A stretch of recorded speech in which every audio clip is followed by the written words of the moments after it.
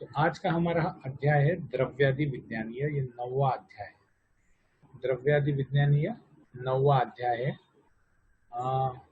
इस अध्याय में द्रव्य, गुण, कर्म, वीर्य, प्रभाव, मतलब द्रव्य के एक्शंस कैसे कैसे होते हैं, द्रव्य के एक्शंस किस किस तरीके से होते हैं। जैसे हम जब रसशास्त्र और वैशज्य कल्पना पढ़ेंगे या द्रव्य गुण पढ़ेंगे सेकेंड ईयर में, तो हमको उस द्रव्य के मेटाबोलाइट्स बताए जाएंगे। Metabolite is what acts in the body. तो जैसे हम प्रोटीन खाते हैं, तो प्रोटीन शरीर में कैसे एक्ट करता है, अलग अलग अमाइनो एसिड्स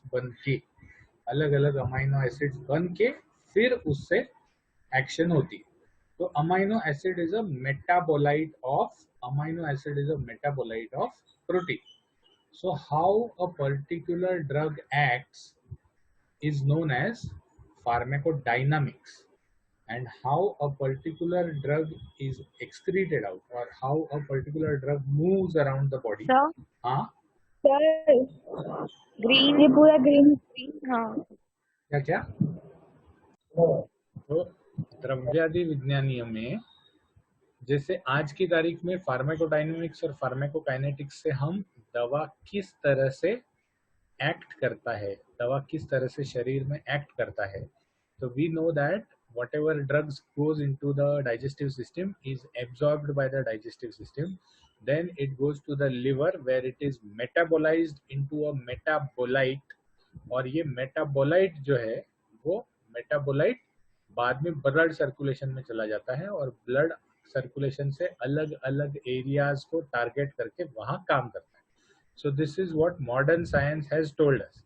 अब उस जमाने में बेचारों के पास ना कोई सीटी स्कैन होता था, ना कोई ब्लड टेस्ट होता था, तो they postulated different ways of action of a द्रव्य। कोई भी द्रव्य शरीर में जाके कैसे काम करता है, उसके अलग अलग तरह, अलग अलग रास्ते उन्होंने आइडेंटिफाई किए। उनमें से कॉमन फैक्टर्स निकाले कि ये ड्रग्स लेंगे तो ऐसा होगा। जैसे अगर मैं ज्यादा मधुर द्रव्य लूंगा तो मेरा वजन बढ़ जाएगा, तो इसका मतलब मधुर रस से वजन बढ़ता है। अगर मैं ज्यादा खट्टा चीज लूंगा तो मेरा खाने का टेस्ट बढ़ जाएगा, या मुझे खाना ज्यादा जाएगा। जैसे हम पापड़ या अचार लेते हैं तो ज्यादा खाना खाते हैं, या ज्यादा रुचि से खाना खाते हैं, तो आम्ल रस जो है वो रुच्च है। जैसे मैं ज्यादा लवण रस लेता हूँ तो मुझे सर दर्द चालू हो जाता है, या मेरे शरीर में अनइजीनेस चालू हो जाता है, तो लवण रस से ऐसा ऐसा होगा। अगर मैं उड़द लेता हूँ, अगर मैं भैंस का दूध लेता हूँ, तो ये दोनों चीज से क्या हो जाता है, ज्यादा उड़द खाने से या ज्यादा भैंस का दूध पीने से आलस से आ जाएगा। तो उड़द और भैंस का दूध जो है वो गुरु है। तो ये अलग अलग चीजें उन्होंने पॉस्टुलेट की। ये जो हमने की है ये अब आज से मैक्सिमम मैक्सिमम 100 साल, और उन्होंने जो की है वो 10,000 साल पहले की है, 10,000 years back. So we should give them equal credit कि भाई आपने भी बहुत अच्छा काम किया उस टाइम पे, तो we should give them equal credit. और let us see that what they have postulated, किस किस तरह से द्रव्य काम करता है, किस किस तरह से द्रव्य काम करता है। अब जब हम पदार्थ विज्ञान में द्रव्य समझते हैं, या पदार्थ विज्ञान में द्रव्य हम जब बात करते हैं, जैसे हमारे फिजिक्स और केमिस्ट्री में या बायोलॉजी में सब्सटेंस, इस वर्ड का अर्थ अलग अलग हो जाता है। तो केमिस्ट्री में substance is the chemical substance, biology में substance is the living substance. तो वैसे ही इस वर्ड द्रव्य का मतलब अलग अलग हो जाता है। जैसे अगर हम पदार्थ विज्ञान में द्रव्य का बात करें, तो वो द्रव्य कारण द्रव्य होते हैं, मूल द्रव्य होते हैं। जब हम यहाँ पर द्रव्य का बात करें तो ये द्रव्य जो है, दीज आर हर्ब्स, मिनरल्स, मतलब कार्य द्रव्य।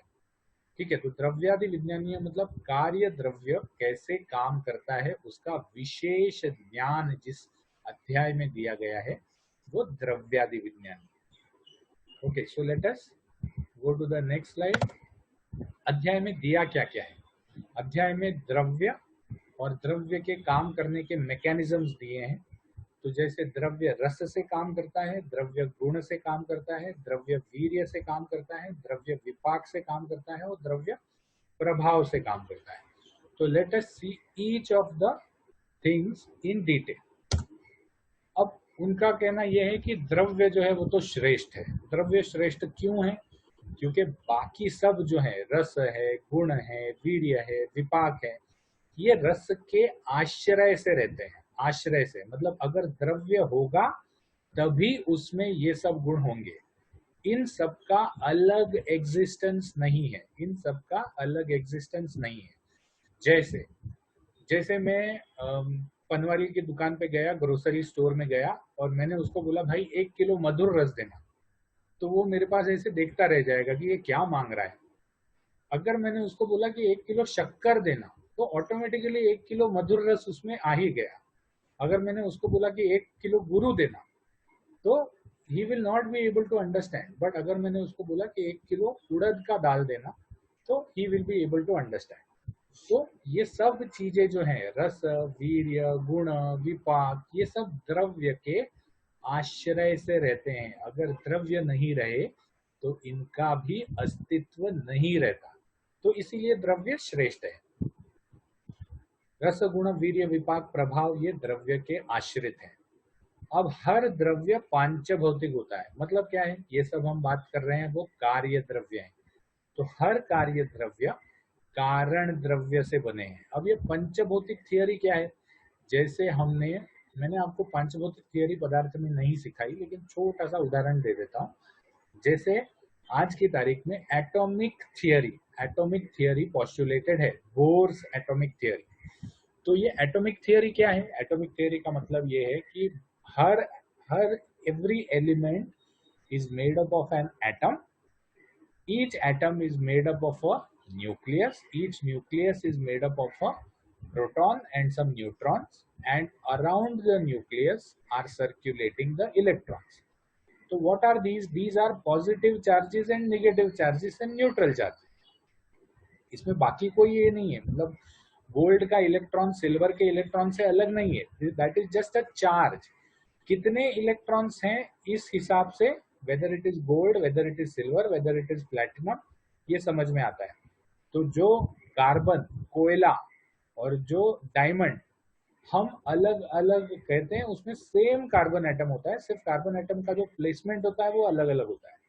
तो बेसिकली एटॉमिक थियरी, आज तक किसी ने न्यूक्लियस नहीं देखा, आज तक किसी ने इलेक्ट्रॉन नहीं देखा, आज तक किसी ने प्रोटॉन नहीं देखा। लेकिन अगर हम इलेक्ट्रॉन, प्रोटॉन और न्यूट्रॉन का अस्तित्व मानते हैं तभी हम हमारे एलिमेंट्स को समझ सकते हैं। तो वैसे ही पांचभौतिक थियरी है।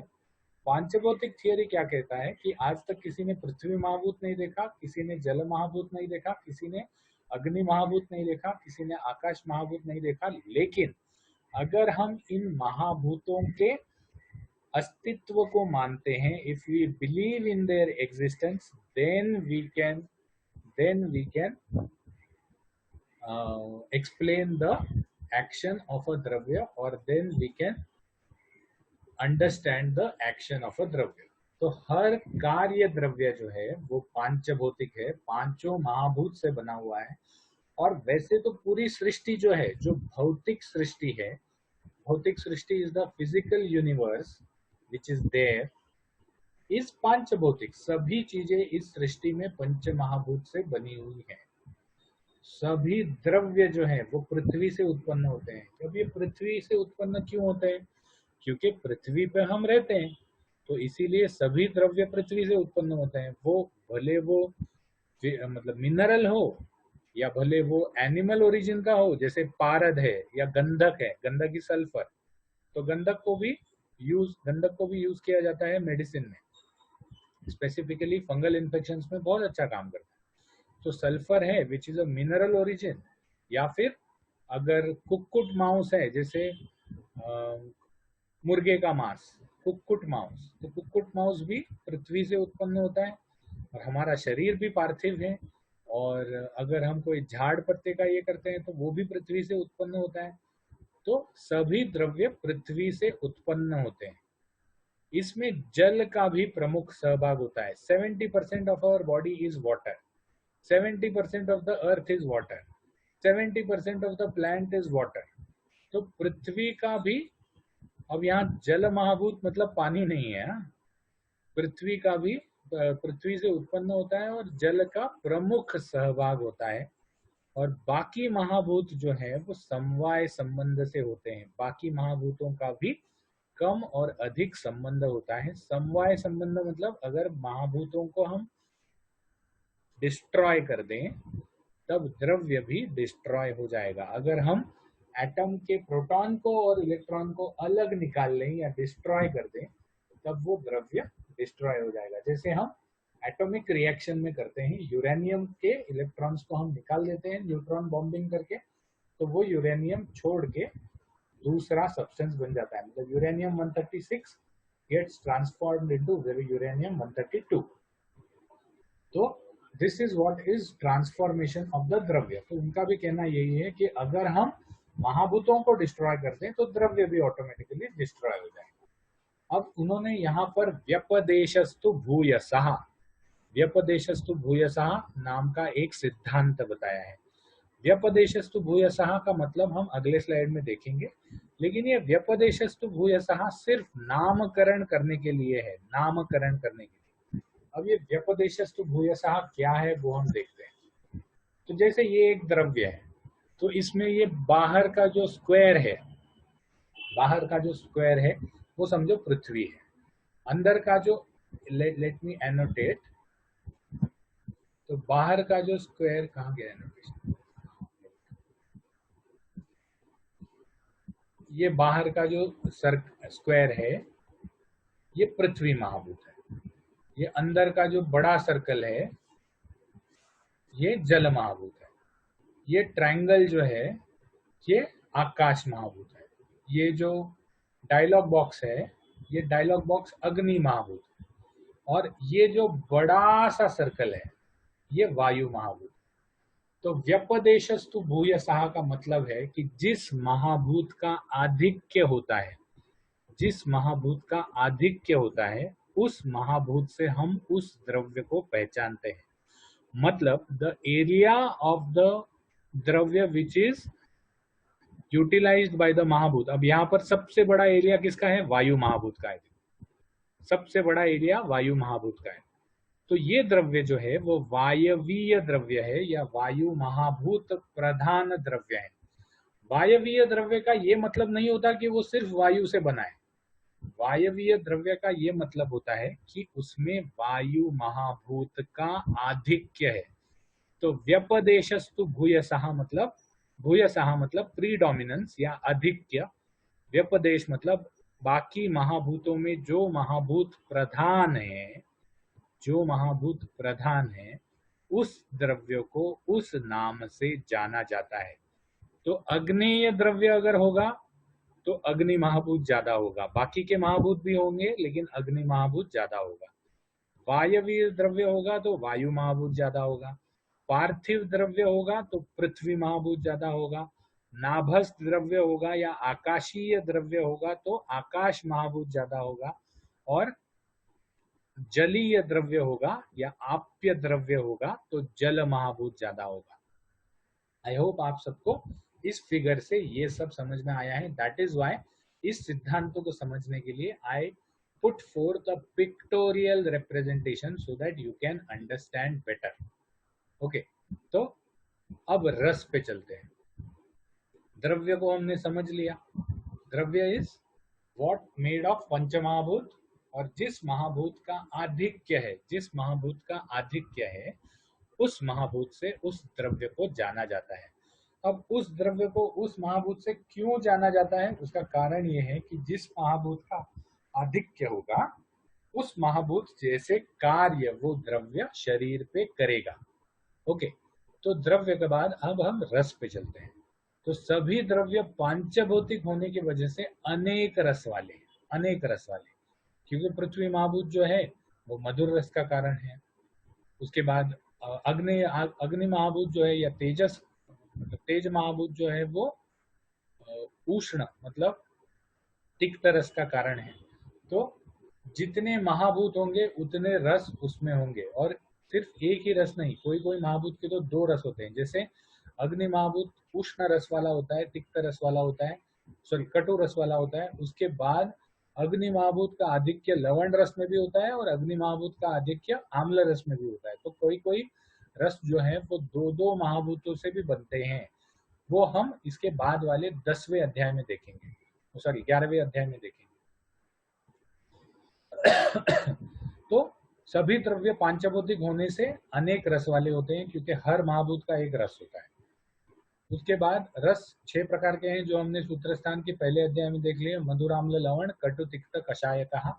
अब यहाँ पर ये ध्यान रखना जरूरी है कि कटु रस को वाइवा में हमको कटु मतलब कड़ू या कड़वा रस नहीं बोलना चाहिए। कटु रस मतलब उष्ण या तीखा रस। ये दो रस में हमेशा गड़बड़ हो जाती है। तिक्त रस मतलब कड़वा और कटु रस मतलब तीखा।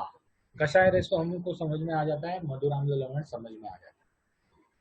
तो जैसे महाभूतों का अधिक्य है, जैसे महाभूत कम ज्यादा है, तो उसमें कुछ रस जो हैं वो व्यक्त होंगे, कुछ रस जो है वो अव्यक्त होंगे, और कुछ रस जो है वो गौण होंगे।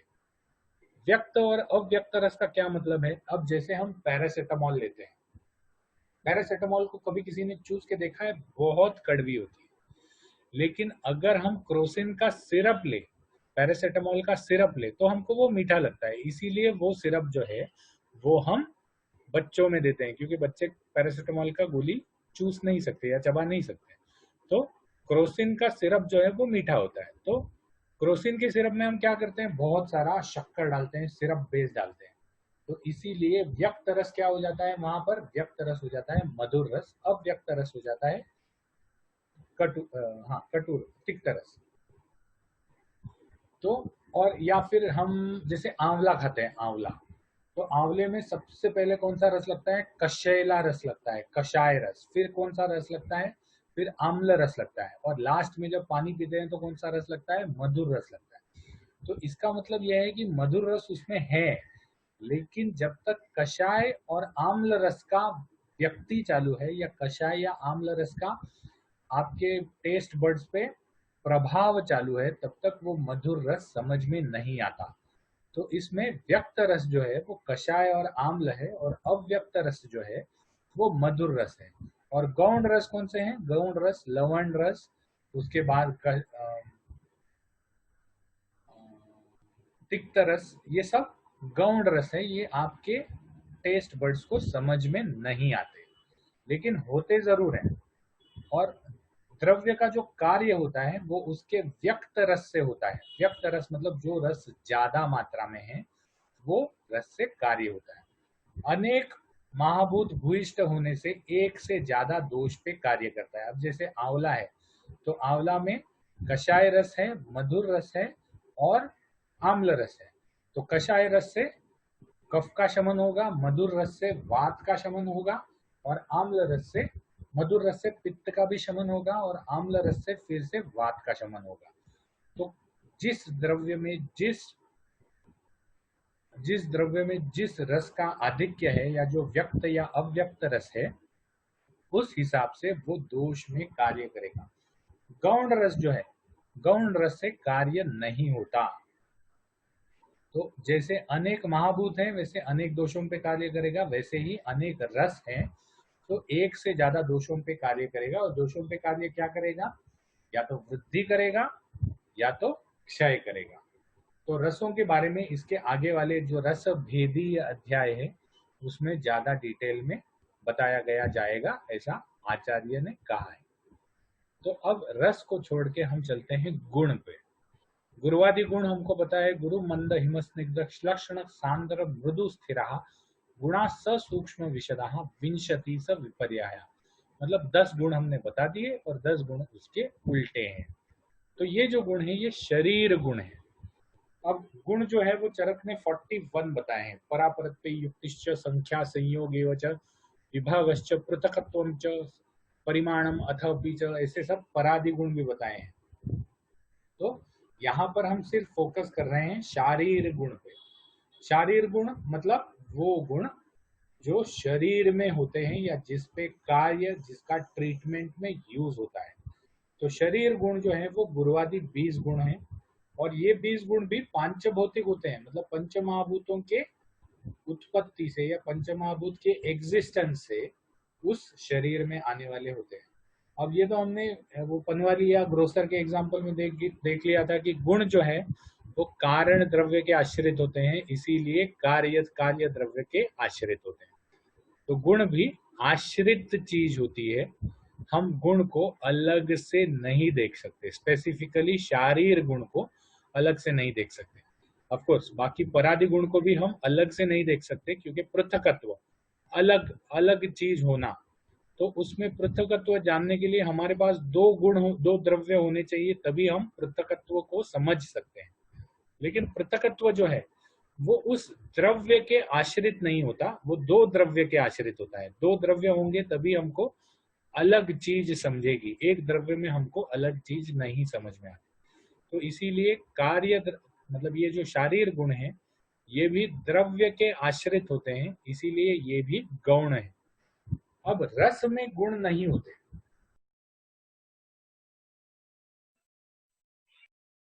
हाँ सर।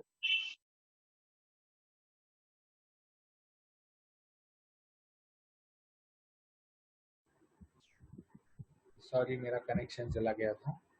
तो गुण जो है ये रस में नहीं होते, मतलब अगले अध्याय में बताया जाएगा कि रस मतलब मधुर रस में गुरु गुण होता है।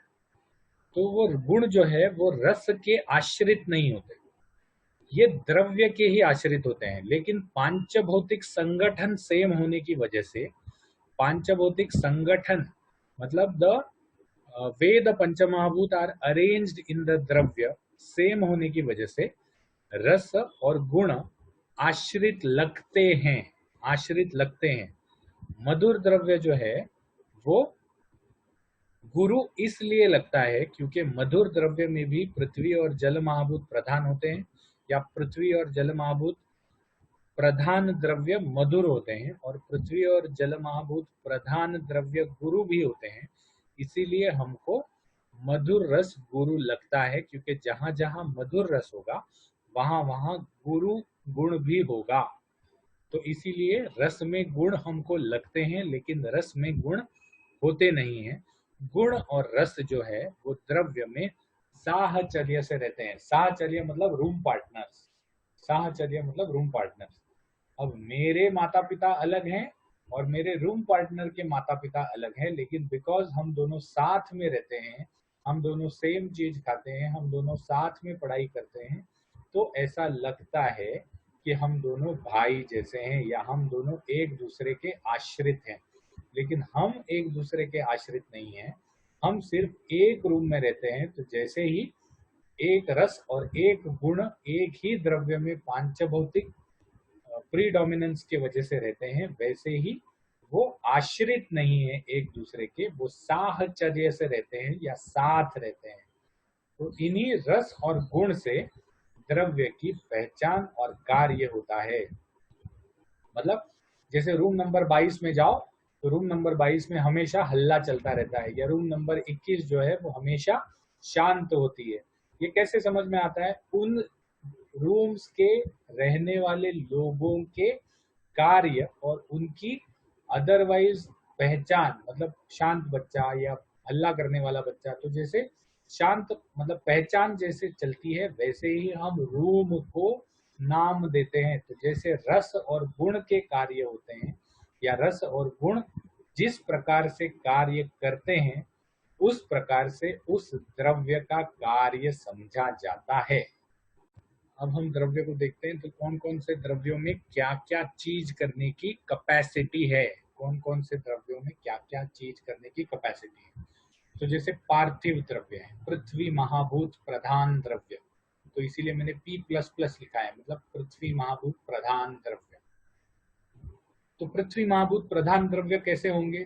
गुरु होंगे, भारी होंगे, स्थूल होंगे, दिखने में बड़े होंगे और स्थिर होंगे, ज्यादा यहाँ वहां हिल नहीं पाएंगे। जैसे पत्थर है, तो पत्थर पृथ्वी महाभूत प्रधान द्रव्य है, गुरु है, स्थूल है और स्थिर है। गंध गुण प्रधान होगा, गंध गुण मतलब हम उसकी पहचान जो है वो गंध से अच्छी तरह से कर पाएंगे। शरीर में क्या करेगा? शरीर में गुरुता लाएगा। क्यों? क्योंकि गुरु गुण है। स्थिरता लाएगा क्योंकि स्थिर गुण है। स्थिरता मतलब चेंज जल्दी नहीं होगा, चेंज जल्दी नहीं होगा, दैट इज स्थिरता। और संघात लाएगा। संघात इज डेंसिटी, संघात इज डेंसिटी। तो शरीर में गुरुता लाएगा, स्थिरता लाएगा और संघात लाएगा। जैसे कृश व्यक्ति है, कृश व्यक्ति, तो कृश व्यक्ति में क्या नहीं है? शरीर में गुरुता नहीं है, भारी नहीं है, उसके बाद संघात नहीं है, डेंसिटी नहीं है, एकदम पतला है। तो हम उसको क्या देते हैं? हम उसको मांस खिलाते हैं या दूध पिलाते हैं। तो ये जो द्रव्य है, ये अभी जैसे दूध है, तो दूध जो है वो पृथ्वी और जल महाभूत प्रधान द्रव्य है। तो जल भी गुरु है और पृथ्वी भी गुरु है, तो गुरुता आ जाएगी। पृथ्वी स्थिर है, माउस स्थिर है, तो स्थिरता आ जाएगी, माउस बढ़ेगा उसका। और माउस संहत है, मतलब डेंसिटी ज्यादा है माउस की, तो संघात बढ़ेगा। तो शरीर में पार्थिव द्रव्य जो है वो उपचय या पुष्टि करवाता है, मतलब एनाबॉलिज्म करवाता है शरीर में, शरीर के वजन को बढ़ा देता है, शरीर में चीजों के संग्रह या रखने का प्रमाण बढ़ा देता है, एनाबॉलिज्म बढ़ा देता है। जलीय द्रव्य, जलीय द्रव्य इज आप्य द्रव्य, J प्लस प्लस जलीय द्रव्य। ये द्रव्य जो होते हैं वो द्रव होते हैं, द्रव मतलब लिक्विड। शीत होते हैं, शीत मतलब ठंडे, गुरु होते हैं, जैसे हमने दूध में देखा था। तो जलीय द्रव्य भी गुरु होते हैं, मंद होते हैं, ज्यादा जल्दी काम करने वाले नहीं होते, धीरे धीरे काम करने वाले होते हैं। और सांद्र होते हैं, मतलब वेट। रस गुण प्रदान होते हैं। कोई भी रस का हमको ज्ञान होता है तो वो जल से होता है। जैसे अगर हमारा मुंह सूखा हुआ है तो हमको रस का ज्ञान नहीं होता। शरीर में क्या कार्य करते हैं? स्नेहन का कार्य करते हैं, स्यंदन का कार्य करते हैं, क्लेदन का, प्रहलादन का। We will take this slide next time. So thank you very much for coming to the lecture. More or less we have completed half the chapter. So thank you so much. Have a nice day.